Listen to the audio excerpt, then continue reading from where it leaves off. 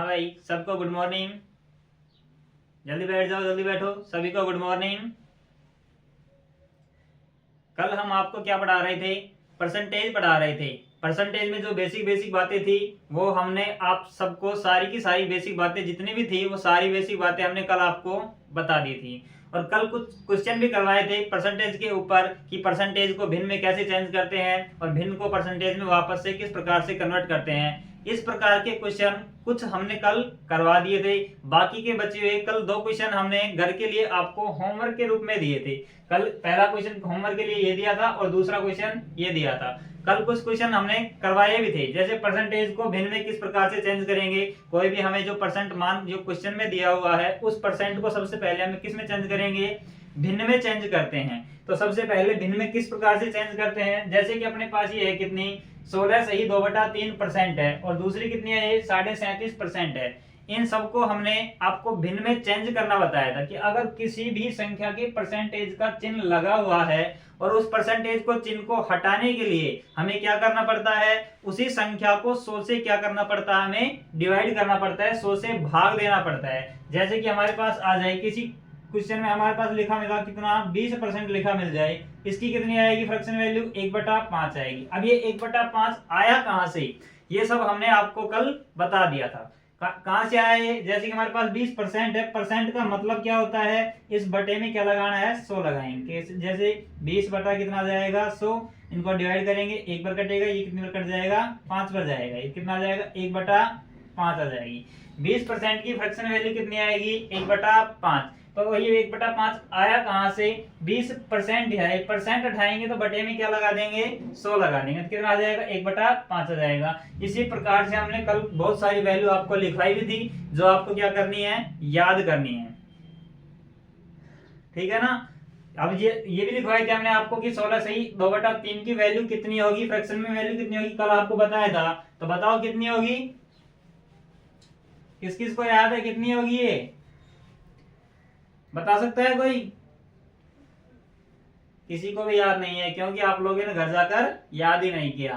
तो ये 16 सही 2/3% है, इसकी वैल्यू कितनी होती है हमारे पास? इसकी फ्रैक्शन वैल्यू होती है 1/6। कितनी होगी? 1/6। अब ये नीचे हमारे पास जो भी मान होता है ये कितना आता है? ये तो हमारे पास होता है कुल मान। क्या है ये? कुल मान है, यानी कि ये 100% का मान कितना है? 6। नीचे जो भी मान लिखा हुआ होगा वो हमेशा क्या है? कुल परसेंट टोटल होता है। वो क्या होता है? टोटल। तो टोटल मान हमारे पास कितना है? 6, यानी कि 6 का मान 6 है जो कितने के बराबर है? 100% के बराबर है। हमें मान कितने का निकालना है? 16 सही 2/3% की क्या निकालनी है? वैल्यू। तो 16 सही 2/3 की वैल्यू कितनी है? यहाँ पर 1 है और 100% की वैल्यू कितनी है? 6 है। जब 100% की वैल्यू 6 है तो 16 सही 2/3% की वैल्यू कितनी मान के चलनी है? हमें 1 मान के चलनी है। ये सब क्या है? परसेंटेज में। लेकिन हमें वास्तव में सवाल में कितने का मान निकालना है? कि 6 का 16 सही 2/3% मान निकालना है। तो 100% की वैल्यू कितनी मान के चलनी है? हमें 6 मान के चलनी है। तो क्या करना है हमें? तो 100% की वैल्यू कितनी है? 6। तो 6 का मान भी कितना हो जाएगा हमारे पास? 6 का मान कितना हो जाएगा? 6। हमें निकालना कितने का मान है? 1 का मान निकालना। तो 6 कहाँ चला जाएगा? बटे में चल जाएगा। तो कितने आ जाएंगे? ऐड करेंगे तो 1 आ जाएगा। कितना आ जाएगा? 1।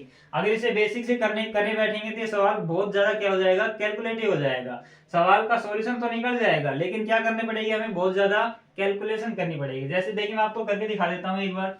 ये 16 सही 2/3% है, इसको भिन्न है, इसको क्या करेंगे? पहले तो साधारण भिन्न में बदलेंगे। कितना आ जाएगा? 16 को 3 से करेंगे 48, 48 में 2 जोड़ेंगे कितना आ जाएगा? 50। तो 50 बटा कितना आ जाएगा? 3%। यहां से निकालेंगे कितना? 6 का मतलब क्या आ जाएगा? मल्टीप्लाई। और कितना है? 50/3। 50/3 परसेंट है, परसेंट उठाएंगे बटे में कितना आ जाएगा? 100। काटेंगे 1, 50 1 में 50 और ये 2 पर कट जाएगा। 3 दूनी कितना हो जाएगा? ये 6 हो जाएगा। 6 से 6 कट जाएगा। कितना आएगा? 1 ही आ जाएगा। कितना आ जाएगा? 1 आ जाएगा। इसमें कैलकुलेशन थोड़ी क्या हो गई? थोड़ी क्या हो जाएगी कैलकुलेशन? इससे थोड़ी सी कैलकुलेशन क्या है? ज्यादा। अगर हमारी ये सारी की सारी क्या है? भिन्न याद है तो हम इसे क्या कर सकते हैं? डायरेक्ट आंसर बता सकते हैं कि इसका डायरेक्ट आंसर कितना आएगा? 1 आ जाएगा। तो क्या करना है हमें? सबसे पहले ये भिन्न याद करनी है। दूसरा क्वेश्चन हमारे पास, अब देखिए इसकी कैलकुलेशन ये सरल है। ये भिन्न भी क्या है? थोड़ी सी बनाने में आसान लगी हमें, तो इसमें इसका क्या कर लिया हमने? डायरेक्ट कर लिया। अगर कोई भिन्न ऐसी आ जाए कि जिसकी हम कैलकुलेशन करने में क्या होगी? हमें बहुत ज्यादा प्रॉब्लम हो सकती है। जैसे कि 37.5% है, इसको चेंज करेंगे तो हमने कल लिखवाई थी, इसकी फ्रैक्शन वैल्यू कितनी होती है, 3/8 होती है। और नीचे जो मान होता है वो क्या होता है, कुल मान होता है। क्या होता है, कुल मान।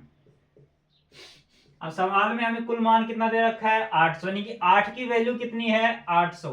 8 की वैल्यू कितनी है, 800। तो 1 की वैल्यू कितनी आ जाएगी, 100 आ जाएगी। हमें निकालना क्या है, 37.5%। 37.5 के मान कितना है, 3 है। कितना है, 3। तो 3 का मान ज्ञात कर सकते हैं हम। जब 1 की वैल्यू 100 है तो 3 की वैल्यू कितनी आ जाएगी, 300 आ जाएगी। तो आंसर कौन सा आ जाएगा अपना, बी ऑप्शन है। इसमें कौन सा है, इसमें भी बी ऑप्शन है। पहले सवाल का आंसर कितना है, 100। दूसरे का आंसर कितना है, 300। अब बताओ, इसको अगर हम डायरेक्ट परसेंटेज से ही सोल्व करें तो हमें कितना टाइम लगेगा, कम से कम 1 मिनट लग जाएगी। अगर हमारी ये फ्रैक्शन वैल्यू याद हो गई ना एक बार, तो परसेंटेज का कुछ नहीं हो। परसेंटेज क्या है, परसेंटेज बिल्कुल एकदम इजी हो जाएगा। अगर हमारे परसेंटेज समझ में नहीं आएगी ना, तो आगे के जितने भी टॉपिक हमारे, उसमें भी हमें क्या होगी, प्रॉब्लम होगी। तो हमें क्या करना है, परसेंटेज पर अच्छे से फोकस करना है, अच्छे से ध्यान देना है। परसेंटेज को क्या करना है, अच्छे से ध्यान देंगे, क्योंकि परसेंटेज होगी तो हमारी परसेंटेज से ही क्या होगा, लॉस एंड प्रॉफिट, लाभ हानि हो जाएगी। इससे ही क्या होगा, साधारण ब्याज। इससे ही क्या हो जाएगा, चक्रवर्ती ब्याज। ये सब में हमारे क्या होंगे, परसेंटेज में, परसेंटेज का सारे के सारा इन सारे टॉपिकों में काम लेना है हमें। और क्वेश्चन हमारे पास देखिए, हम और क्वेश्चन करवाते हैं अभी। इन क्वेश्चनों को कीजिए आप, अभी उतार लीजिए एक बार।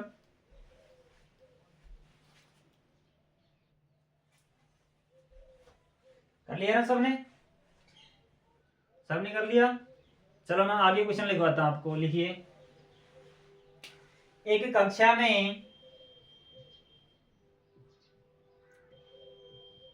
एक कक्षा में 1000 छात्र हैं, जिसमें से 60% छात्र पास हुए पास हुए तो बताइए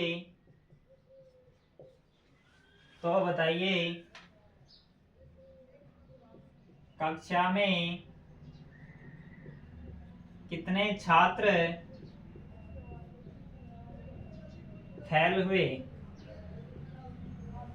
बता सकते हैं।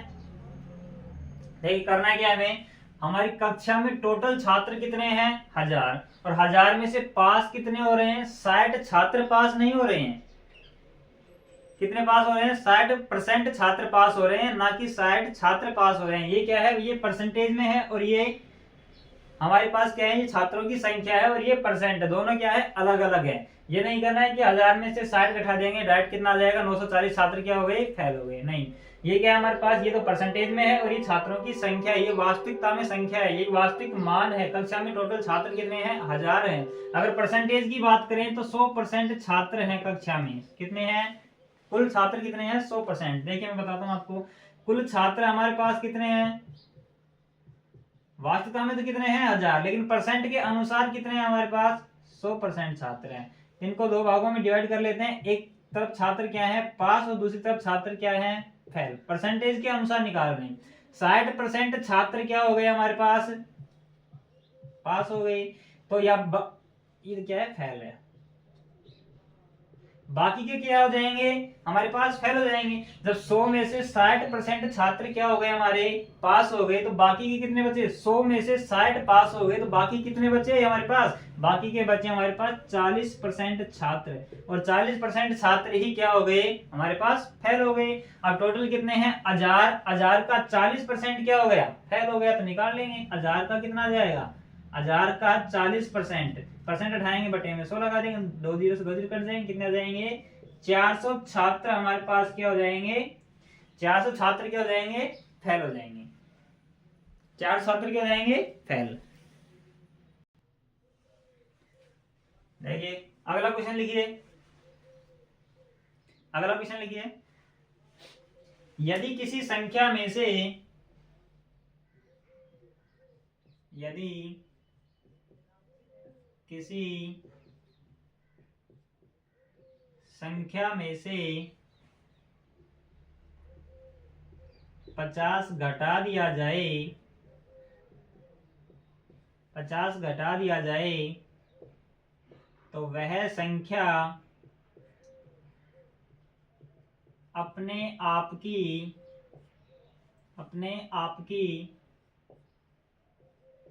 90% हो जाती है।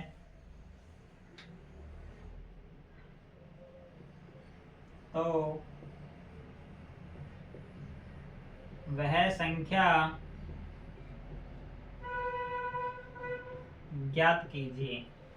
अब देखिए इसमें क्या करना है। इस क्वेश्चन में सवाल बोल रहा है कि यदि किसी संख्या में से 50 घटा दिया जाए, अपने पास कोई भी संख्या है और उस संख्या में से हमें कितना कम करना है, 50 कम करना है।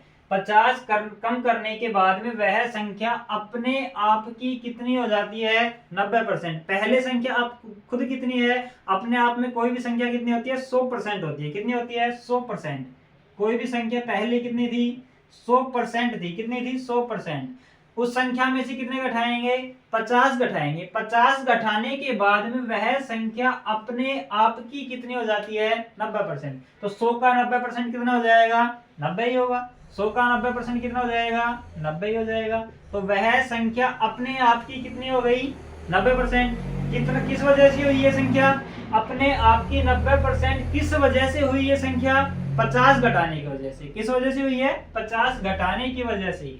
कितने घटाने की वजह से, 50 घटाने की वजह से, यानी कि 50 कम करने की वजह से यह संख्या अपने आप की कितनी हो गई, 90% हो गई। अब परसेंट के अनुसार देखिए कितना कम हो रहा है, परसेंट के अनुसार कितना कम हो रहा है। पहले कितनी थी, 100, अब कितनी हो गई, 90। परसेंट के अनुसार 10 कम हो रहा है और वास्तविकता में 50 कम हो रहा है। तो दोनों ये क्या हो रहा है, ये परसेंट के अनुसार कम हो रहा है और ये वास्तविकता में कम हो रहा है। यानी कि परसेंट के अनुसार अगर हम देखें तो कितना कम हुआ है, 10%।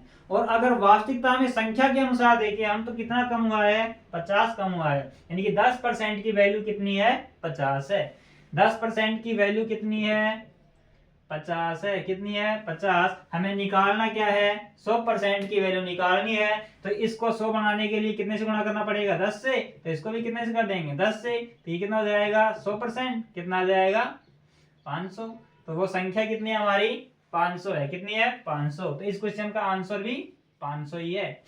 अगर कोई इस प्रकार से 10 से गुणा ना करे तो क्या करना पड़ेगा, पहले यहाँ से 1% की वैल्यू निकालो, फिर बाद में 100% की वैल्यू निकालेंगे। बात तो वही है ना, आंसर तो वही 100% का निकालना है हमें। कितने का निकालना है, 100% का। अगर देखिए मैं बताता हूँ कैसे करेंगे, आप कैसे कर रहे हैं। देखिए हमें क्या करनी है, टाइम की बचत करनी है।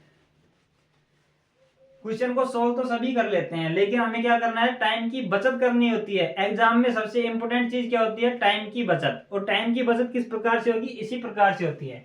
देखिए आप लोग क्या करोगे, पहले 10% है, 10% की वैल्यू कितनी है, 50। फिर निकालेंगे आप क्या कि 10 का मान कितना है, 50। तो 1 का मान कितना होगा, 50/10। 0 से 0 काटेंगे कितना आएगा, 5। अब आप करेंगे कि 1% की वैल्यू 5 है, तो फिर निकालेंगे कितने की, 100% की वैल्यू कितने आ जाएगी, 5 गुणा 100 कितने आ जाएंगे, 500। बात तो वही है ना, तब भी आंसर कितने आ रहे थे, 500। और अब भी आंसर कितने आए हैं, 500। तो अलग क्या है इसमें, हमें क्या करनी है, टाइम की बचत करनी है। आई समझ में कुछ, थोड़ी बहुत आराम से सीखो है ना, धीरे धीरे सीखेंगे तभी आएगी।